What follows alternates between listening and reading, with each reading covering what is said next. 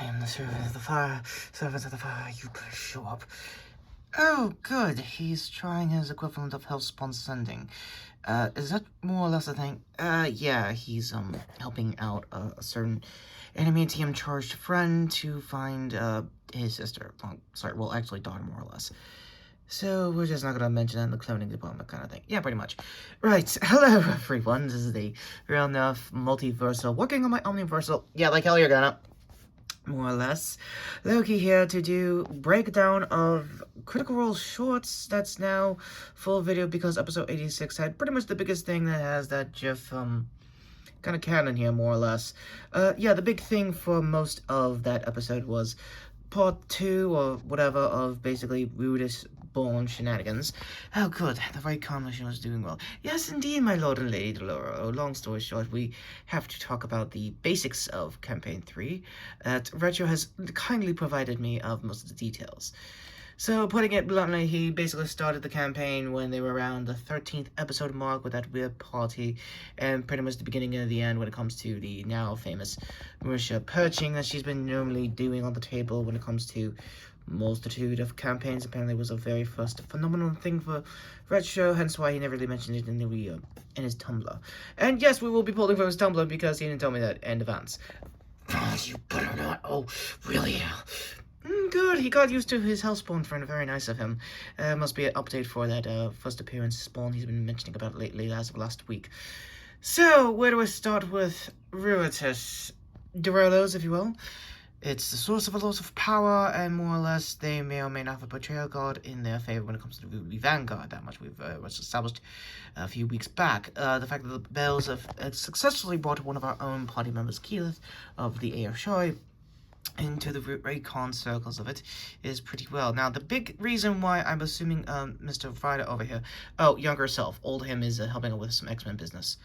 Very good. Anyway, well, Retro over here, long story short, is probably freaking out and seeing if it would work on our circles as magic is mainly because a Campaign 2 player that my dearest beloved here, as actress, has a very fun, I guess, inception rules of meeting oneself, I guess, through characters. Yes, it's one of the Mighty Nine. Yes, we are very much that too, lost away in the sewers. Yes, we are very much aware of the rumors and speculations of mainly the Stone's Throw shipping company of Jester variety. Yeah, long story short, she found something working very much well.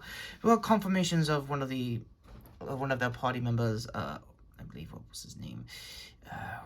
The Dirt Wizard. Yes, he is very much alive. They figured it out, and more or less sending us back. We don't know more or less if Revivify is back in the spell slots as well, as far as in-game shenanigans go, all over the table. Now, back in the table, we may have to do a quick announcements with the upcoming new chapter of... Oh, right. Of Candela Obscura. Oh, that went pretty well. What did you get? Not much, but enough to work with Sabretooth. Oh, wow, we're going to be hunting multiversal Sabretooth. That's so fun of you. You wanted to be my long-lost cousin. Yes, it's very much sounding like, Angela, if anything. Oh, cool. Yeah, we're going to have that in the folklore when it comes to your family heritage. Oh, God, is there a figure of it? More or less. Right, so, didn't have time in the descriptions here, so I'll do a breakdown of the party in general.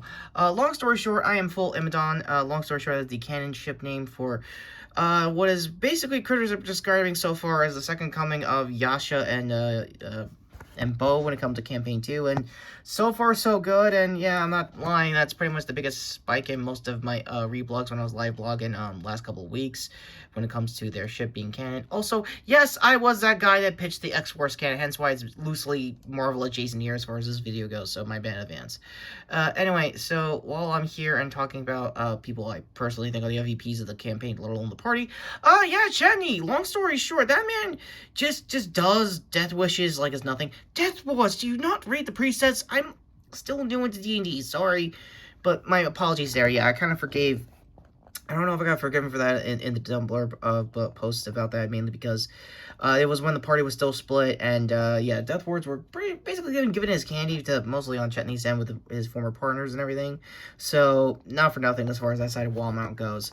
That being said, the rest of the party is pretty much normal. I'm a big Ashton head, long story short there, for their sake. And, yeah, I would love a dope version of his hoodie, if anything, or the just don't, but like a hoodie version, which is sort of a thing, but is looking more in the punk variety, which is very standard Taliesin Jaffe fare. The one person in the party who ended up being a joke, who might end up doing some clutch stuff, if anything, with Sam Riegel's history. Yeah, CG, getting to the point. This guy, how do I say this nicely? He's a decent robot therapist that could go full Terminator Judgment Day on their ass. And yes, I'm very much aware the first movie turned 40. Yes, I'll be trying to do a retro review of that as well. So, anyway, Candela. Long story short, my quick overall thoughts with Chapter 3 before going to Chapter 4 tonight, as of this recording, was pretty cool. Very first-timers, I think, for the table when it comes to that, if I'm not mistaken, was Gina Darling, since last time I mentioned her was in my overall thoughts on that Mortal Kombat 1 one-shot. Second time back on the table, you could definitely tell, yeah, there's a different game type and everything, but you could definitely tell she rolled with the punches as it came to being Madame Glask and everything.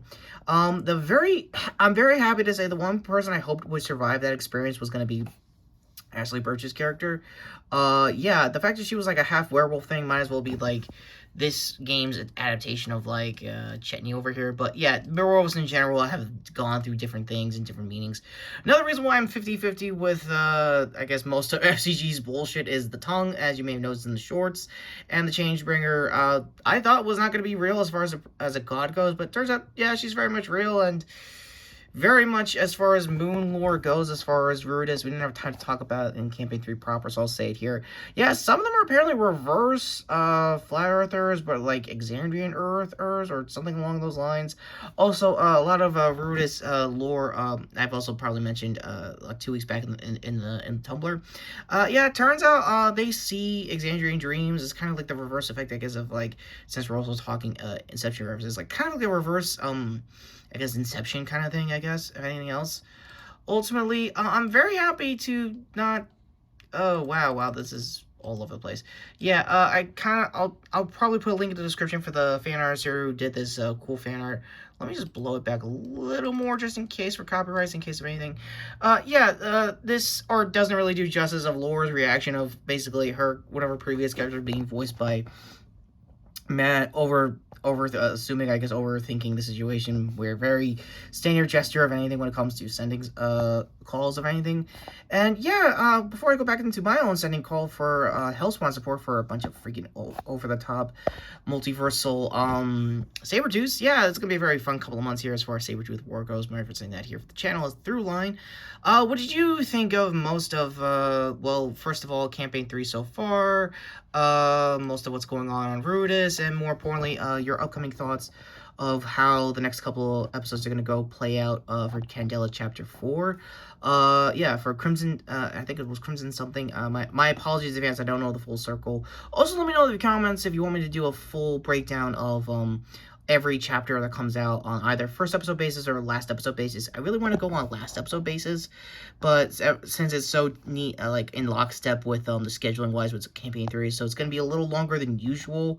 One last thing I didn't get in the picture of, but if you go to Sam Riegel's Insta, and I think most of his socials, he just threw up the whiteboard for what's probably going to be an announcement for Season 3 of Vox Machina, hence why Lord and Lady Dorolo are here.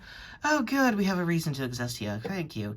Any other weird whiteboards that you may or may not have mentioned in your, I guess, DMs coming into this multiversal plane?